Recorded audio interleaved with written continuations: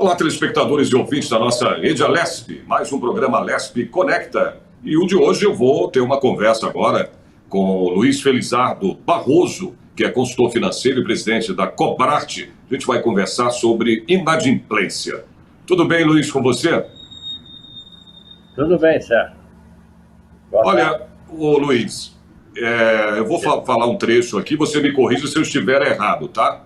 Eu vou começar aqui falando do percentual, né, aí de famílias brasileiras endividadas, com dívidas em atraso, né, ou não, e também de pessoas da inadimplência, né, pessoas inadimplentes com dívidas também, ou contas também em atraso. Isso cresceu em junho deste ano, né? Segundo dados aí da Confederação Nacional do Comércio de Bens, Serviços e Turismo, que é o CNC, esse percentual aí de endividados em junho deste ano chegou a 67,1%, né? Acima dos 65,5% de maio deste ano e também dos 64% de junho do ano passado, tá? Esse parece que é o maior patamar da série iniciada no ano de 2010. Eu te pergunto, Luiz, nós podemos afirmar que essa pandemia, ela contribuiu então para o aumento da inadimplência no Brasil, Luiz? Sim, certo, decididamente. Porque, como foi falado, eu sou presidente da Cobrart, Recuperação de Ativos, que é uma empresa especializada em tentar receber amigavelmente os créditos inadimplentes. E quando a gente aborda... Quer dizer, é uma empresa de cobrança, né? Empresa de cobrança. Quando a gente aborda o devedor, ele fala para mim, doutor, eu não pago porque também não me pagam. Então, por que não me pagam?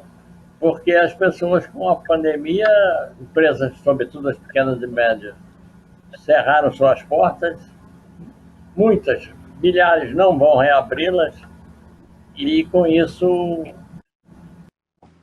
muito renda e os compromissos financeiros não cruciais vão ficando para trás. A pessoa, por pouco que pode ganhar com atividade informal, é para comer e para não ser despejado. O resto não vai passar. Então, a pandemia realmente... Há um estudo, saiu até no Jornal Valor hoje, dizendo que com a pandemia os bilionários se tornaram cada vez mais bilionários. Mas com esse auxílio do governo, os miseráveis deixaram de existir. Então não existiria mais a classe muito carente.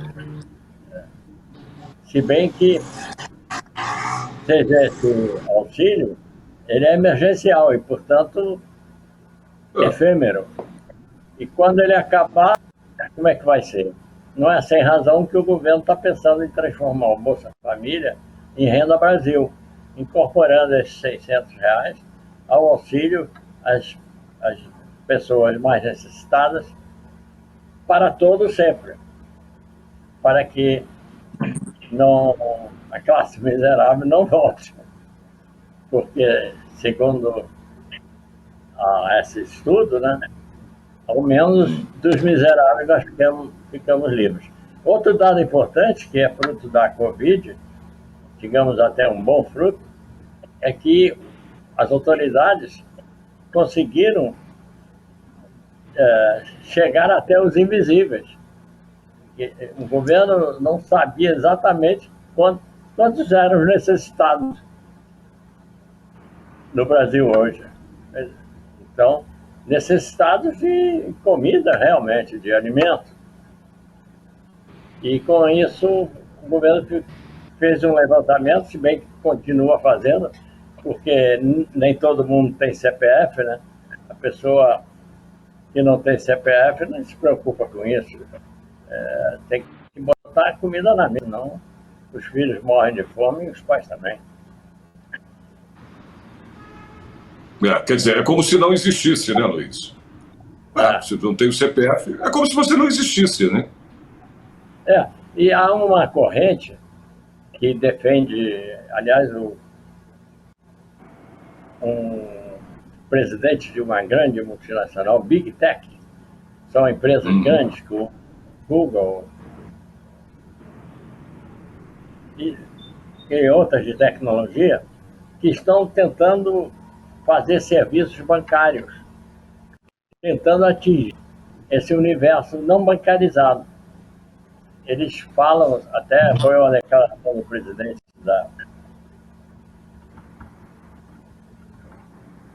não me ocorre agora o nome da empresa, mas disse que nós precisamos de serviços bancários, mas não de banqueiros. Cara, tende a sofrer grande mudança. Se bem que justiça seja feita, os bancos têm estrutura para minimizar a inadimplência, porque quem é do ramo, quem trabalha na recuperação de crédito, sabe que quanto mais velha a dívida, mais fácil do devedor se ver livre dela. Porque o credor, sobretudo as instituições financeiras, chegam a dar descontos livrando o devedor da conta monetária dos juros, muitas vezes até do capital. Se você for pensar, a gente pode dar até um exemplo disso, como cartão de crédito, por exemplo. Não, Luiz? E uma das coisas que faz a pessoa se endividar, tornar-se inadimplente, talvez um grande fator, é a falta de educação financeira e a facilidade de se endividar do cartão. Porque hoje eu estava até lendo um outro artigo, será que o dinheiro, o papel vai sumir? Hoje, praticamente, você só paga, até motorista de táxi tem cartão de crédito, então você não vê uma nota de 100 sair da sua mão, não vê uma nota de que seja de 50 sair da sua mão. Então você vai, quando chega no fim do mês, você diz, eu gastei tudo isso. Bom, aí eu pago só o mínimo, outra ilusão, porque esse mínimo vai se juntar com as compras do mês seguinte e vai virar uma montanha. E aí vira um círculo vicioso. O problema é que as pessoas não têm. As pessoas não têm, Luiz, essa educação financeira, conforme você falou. Agora, eu acho também que é de um lado e do outro, né, Luiz? As pessoas acabam, né, tendo essa facilidade, por exemplo, através do que a gente está falando, do cartão de crédito, mas também, Luiz, as empresas, né, criam essa condição também, né? Porque eles fazem esses cartões, aí é não sei o quê, você pode comprar com cartão, você precisa... Tudo isso é de um lado e do outro, é a minha opinião, não sei se você concorda comigo, porque as próprias empresas, né, de crédito, elas também facilitam, né, com que o consumidor, né, chegue a uma situação dessa, porque pelo lado deles, né, eles criam situações, né, para que você faça compras de uma maneira que você, como você disse agora, não precise usar dinheiro nem nada, né? Isso também complica o consumidor, né? Eu sei que o consumidor deveria ter também uma educação financeira, né? Saber como usar o cartão, mas as empresas também contribuem para isso. Você concorda comigo ou não? Concordo. Há uma grande empresa de São Paulo, que anuncia na televisão. Você está precisando de dinheiro fácil, você consegue aqui conosco. Mesmo que você tenha restritivos no seu cadastro, isso não importa para nós emprestamos assim mesmo. Aí, digo eu, sabe lá que juros? Claro que é juro alto, que não existe grátis. Então, por outro lado, as pessoas naturais, ditas pessoas físicas, tem que resistir à propaganda na televisão, tem que não comprar supérfluos, resistir à propaganda batista da televisão para você adquirir bens e produtos e se vigiar constantemente. Por exemplo, esse crédito Consignado? O consignado. O consignado é um engodo, porque ele grava o teu salário por 3, 4, 5 anos. Você passa a ganhar menos todo mês. E, e o credor, geralmente instituição financeira, não tem o mínimo de trabalho para cobrar isso. Nem trabalho, nem despesa, porque assim que você recebe, sai da sua conta em favor do banco. E geralmente quem recorre a esse que são pessoas que já não têm mais outra fonte de renda a não ser os vencimentos da sua aposentadoria. Então não tem perspectiva e vai se endividar, acaba usando o dinheiro em supérfluos ou para pagar outra dívida, o que é pior ainda, porque você tomar dinheiro emprestado para pagar a dívida é o princípio do suicídio. E quando você fica muito endividado, você perde a sua criatividade, você não consegue mais trabalhar para produzir, você fica correndo atrás do prejuízo, cobrindo o cheque voador, você fica só cuidando das coisas urgentes e as coisas importantes ficam para trás, vão ficando. E um dia elas se tornam cruciais. Se eu tivesse tido tempo. Você não teve, não administrou o seu tempo. E nem, por exemplo, havia, não sei se ainda há, um cartão de crédito que dizia que nos primeiros 7 dias você não paga nada. Aí, no 8º dia, se você não quitar o saque que você fez, você vai pagar juros sobre 8 dias. Então, você é tentado, como se fosse uma armadilha para te pegar pelo pé. Você fica 7 dias usando o dinheiro do banco sem pagar, mas se não conseguir pagar no 7º, geralmente não consegue, vai pagar juros sobre aqueles 7 mais 8 ou 9 dias e assim por diante. Não é... Ou seja, né, aqueles juros em cima de juros e vai, né?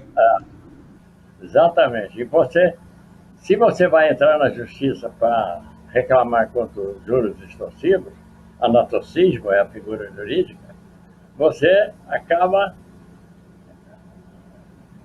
tendo que esperar anos a fio os azares do andamento do processo judicial. Tanto isso é verdade que no Rio e São Paulo deve ser assim também, o nosso tribunal, para desencorajar o ajuizamento de ações, seja do devedor para se defender do juro extorsivo, seja do credor para receber, criou um sistema de liquidação amigável que você não precisa falar com ninguém, é tudo automatizado. Graças à inteligência artificial, você consegue acessar o seu credor. Aliás, na cobrança nós temos isso também. Sem interferência humana, você consegue se ver livre da sua dívida. Porque muitas vezes a pessoa inadimplente, geralmente a nossa experiência nos diz que quando você não paga, é porque você não pôde realmente. A maioria, quase a totalidade. São raros que deixam de pagar por esperteza, como o Ricardo Eletro agora deixou de pagar milhões de impostos para trabalhar com o dinheiro dos impostos. Excepcionando esses casos teratológicos, geralmente você não paga porque você não conseguiu. Então... mas aí, Luiz, só para te interromper aqui, você está falando de empresários. Quer dizer, são pessoas que têm uma outra posição, um outro patamar financeiro, patamar de vida, né? É diferente de um trabalhador. Como você falou agora, o cara, a pessoa, não consegue pagar quando ele fica inadimplente, é porque realmente ele não tem. O trabalhador, sim, ele não tem como pagar, ele não tem o dinheiro. A gente estava falando dessa pandemia, mas vamos voltar atrás na inadimplência, ô Luiz. Desemprego. O desemprego. Há quanto tempo a gente está nessa situação de desemprego? Bem antes da pandemia, anos antes, né? Vai até gravar. Com o fechamento das lojas, a pequena e média empresa garante 85% dos empregos no Brasil. E são as mais atingidas pela Covid-19. Fechando a loja... Sim, mas antes... à toa. Sim, E aí vai... mas o desemprego, viu, Luiz? O desemprego, né, a situação econômica do país já vem se arrastando há um bom tempo, né, bem antes dessa Covid. Quantos milhões de brasileiros estavam desempregados antes da Covid? Mais quase 12 milhões. Né? Como é que a pessoa vai... Pois é. Como é que a pessoa vai honrar com a sua dívida sem dinheiro, desempregada, né? Sem uma renda? Então não é porque não pagou, porque quis dar uma desperto.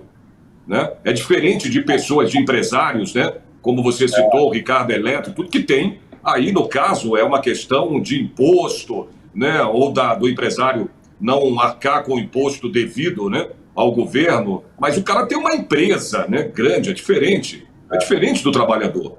O trabalhador é que sofre e paga muito mais por isso, né? Agora, quando o trabalhador está devendo, ele fica envergonhado, acabrunhado e não procura o credor. Mas já acontece que a nossa experiência nos diz que quanto mais velha a dívida, mais fácil é você liquidar.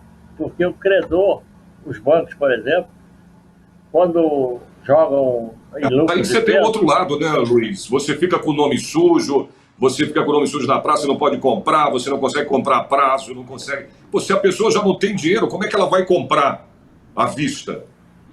Não tem como, né? Você fala, então, quanto mais velha a dívida, melhor, mas por outro lado também, né, isso acaba com a pessoa, porque ela não vai conseguir fazer nenhum crediário, nem nada, por estar com o nome sujo. Tem que suportar essa fase, porque e muitas vezes o devedor, o trabalhador, desempregado e inadimplente, não sabe que o credor está disposto a receber 10%, que seja.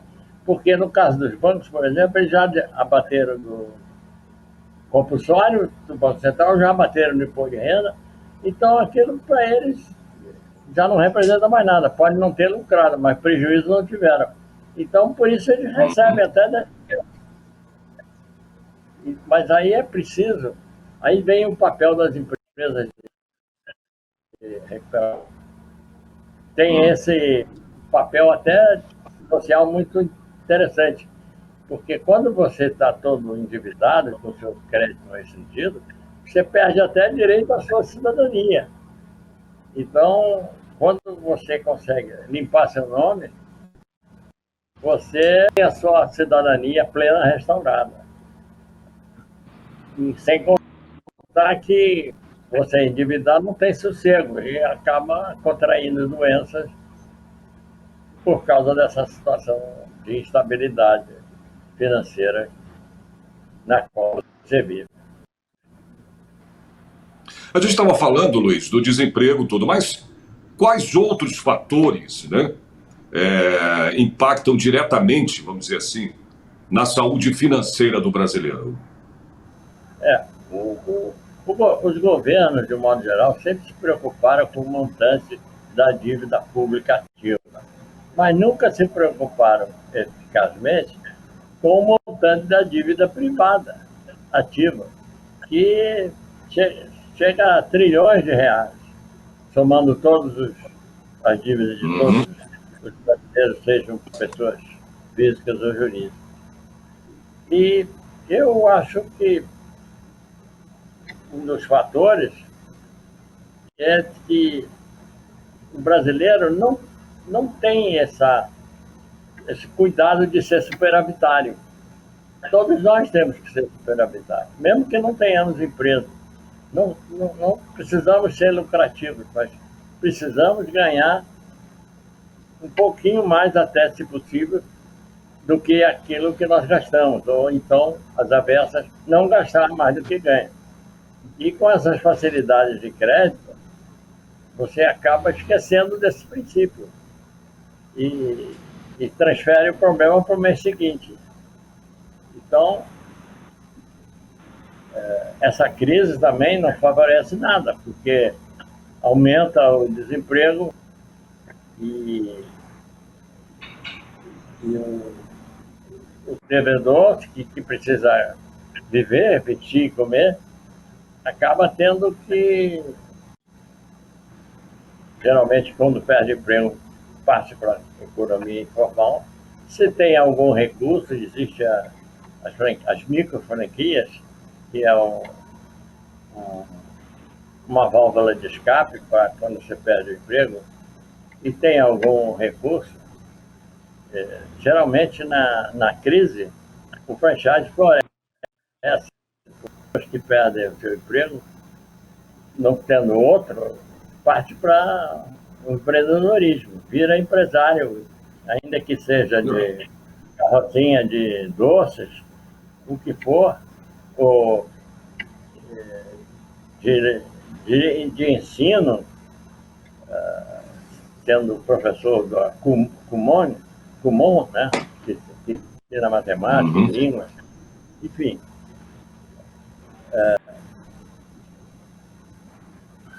O que mais, eu acho que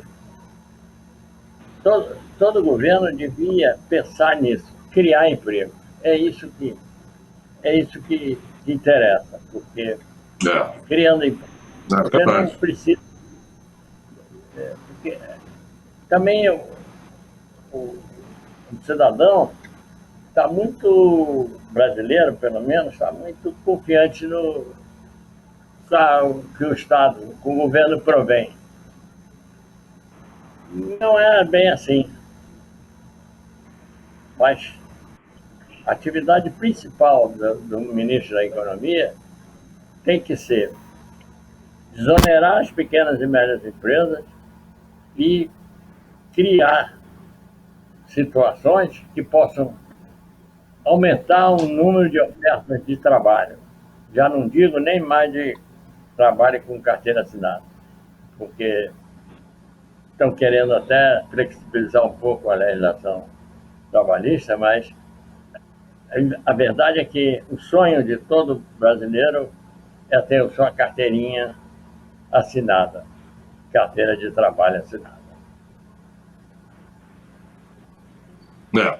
Você falou, não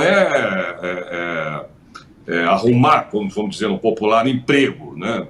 Isso não é isso. Mas pelo menos, né, o governo fazer com que, né, se tenha aí, né, se gere, né, na economia emprego, né, para as pessoas, para que, né, não estou dizendo, vamos arrumar um emprego. Não é assim. Mas gerar empregos. Eu acho que é isso que tem que ser, né, estudado mais pelo governo, enfim. Porque a pessoa perde o emprego. O que ela vai fazer, Luiz? Ela tem que tentar trazer o sustento para casa, para a família dela, o sustento de uma maneira ou de outra. Então ela sai do emprego e vai tentar fazer alguma coisa para ter uma renda, né? Então ela, óbvio, vai estar inadimplente, né, em muitas coisas, em muitas situações que ela não vai... É o que você falou no começo do programa, né? Ganhar pelo menos o sustento para poder comer, né? Dar comida em casa para poder alimentar seus filhos, né? A sua família, pelo menos isso, né? Então, essa questão da inadimplência, de falar, porque você não pagou a dívida, você vai, né? Ou não tem como pagar mais o aluguel, vai ser posto para a rua, e vai para onde? Vai fazer o quê? Então, são situações que deveriam ser melhor estudadas, né? Para que não vá pagar, mas que passe a pagar isso daqui a um tempo, ou no caso dessa pandemia também, né? Ou daqui, quando terminar, quando tiver essa vacina para, né, curar esse vírus, para sanar esse vírus, vamos dizer assim, né? Então, o que eu tenho a te perguntar, Luiz, depois dessa conversa aí que você está me falando, né, do governo, tudo, infelizmente a dívida ela vai continuar. Então eu pergunto a você, qual a melhor forma de negociar, Luiz, uma dívida atualmente? Conforme eu afirmei anteriormente, quanto mais velha a dívida, mais fácil é a negociação, porque o credor não estará irredutível, estará disposto a qualquer negócio para se ver livre de você. E outro conselho que eu costumo dar é que os devedores procurem seus credores, porque planos de liquidação amigável todo credor tem na cabeça dele como ele vai transigir para poder receber o que ele tem direito. Só que o devedor não sabe disso. E nós que advogamos para instituições financeiras, várias, as pessoas financeiras diziam isso. Doutor, negociar é fácil, o difícil é encontrar o devedor. Então, o devedor, embora geralmente ele está com essa situação delicada, está acabrunhado, envergonhado, mas eu costumo incentivar que os devedores procurem seus credores, porque estamos na era da conciliação. Eu assisti uma vez um desembargador, meu amigo, Alexandre Câmara, que ele dizia o seguinte, que ele gostaria de viver um dia que o recurso ao judiciário fosse o segundo passo. O primeiro passo fosse a conciliação, procurando um mediador ou não, enfim, tentar resolver amigavelmente. E, em última análise, recorrer ao judiciário, que não tem mais como dar vazão. Nós temos uma execução há mais de 20 anos que eu não consigo receber toda a totalidade do crédito do cliente. Mais de 20 anos. Duram mais de 20 anos. Então, o ideal é conversar. Não só os políticos, né? Os políticos que gostam muito. Tá, mas aí nesse caso, ô Luiz, só para saber desses 20 anos aí é o quê? É uma empresa, é uma pessoa física? Quer dizer, esses 20 anos passados aí é porque não tem como sanar essa dívida porque não tem condições financeiras, ou tem condições financeiras, né? Mas não sana essa dívida há 20 anos, é isso? O que é? Qual dos dois? São pessoas físicas que são devedores por ato ilícito, consistente no acidente de trânsito, Nossa.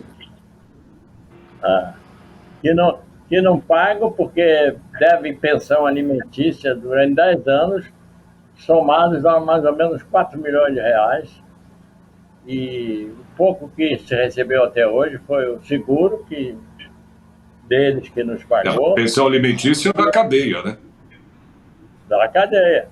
E então, conseguimos pegar um bem de família, que é difícil, mas como o nosso crédito era alimentar, superou o benefício da família, a trava do bem de família, conseguimos. Mas, por alimento, sim, se consegue, né, penhorar um bem, um imóvel, tudo, né? Isso aí, pensão alimentícia, não tem jeito.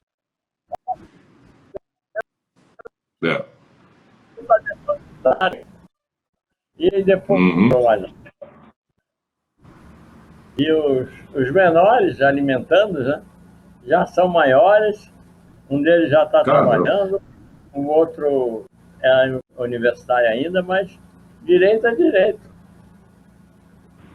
Sim. E assim como você falou, da cadeia, há uma corrente doutrinária dizendo que a pensão, mesmo não sendo por parentesco, a pensão alimentícia, sendo pela prática de um ato ilícito, tendo sido o autor do ato ilícito condenado judicialmente, da cadeia.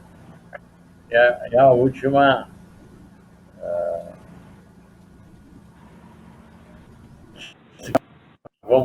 vamos partir para ela. É a última situação, a última instância da coisa, né? Se não chegar, vai para a cadeia. Se não pagar. Né? Mas eu acho que, de um modo geral, a pandemia trouxe um ambiente de maior solidariedade. Sim, sem dúvida, sem dúvida. Que falou a todos nós, ricos e pobres, pretos e brancos, todos nós somos humanos, todos nós somos vulneráveis, muito vulneráveis, Todos nós é verdade. temos vida efêmera e que realmente você tem que pensar no outro. Dizem mais que não basta você não atrapalhar a vida do outro, você deve facilitar a vida daqueles que já estão em dificuldade extrema. Luiz, a gente está chegando já ao final do programa. Rapidinho, eu queria que você respondesse o seguinte. Você acredita que a gente vai... passa rápido também. Você acredita que vamos ter aí uma economia visivelmente mais fortalecida, não sei, em 2021? Você acredita nisso? Não, acho cedo. 2021 é cedo. Todas as previsões às quais eu tenho tido acesso, de empresários, de autoridades, falam que só em 2022. Porque, apesar de ter sido estimulado esse sentimento de solidariedade humana, as empresas certamente vão enfatizar o balanço social. Porque uma empresa não é só isso, né? Eu me lembro da ESA, tinha que dizer, a empresa não é só isso, a empresa assiste a isso. Então, vamos realmente enfatizar, além do seu balanço crédito e débito, seu balanço social, mas a economia mundial, brasileira inclusive, vai ficar combalida esse resto de ano e o ano de 2021. Só em 2022 é que eu vejo que a coisa pode melhorar. Uma luz no fim do túnel, né? Uma luz no fim do túnel. Porque tem um adágio popular que eu gosto muito, é que se você não trabalhar pelo futuro que quer, você vai ter que se sujeitar com o futuro que vier. Pois é. Luiz, gostei dessa frase. Obrigado, viu, querido, pela tua participação no programa. A gente chegou ao final. Queria agradecer muito, tá? Foi muito boa aí a sua explanação sobre essa questão de inadimplência. E eu espero depois fazer um outro programa contigo para a gente, destrinchar mais. Tem muito assunto aí sobre essa questão, tá bom? Obrigado pela tua presença aí no programa, Luiz. Um grande abraço. Só as ordens. Grande abraço.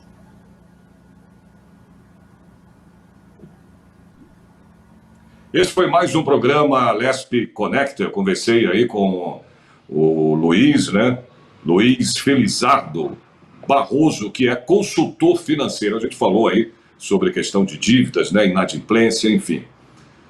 Eu espero vocês, portanto, no próximo programa. Até lá.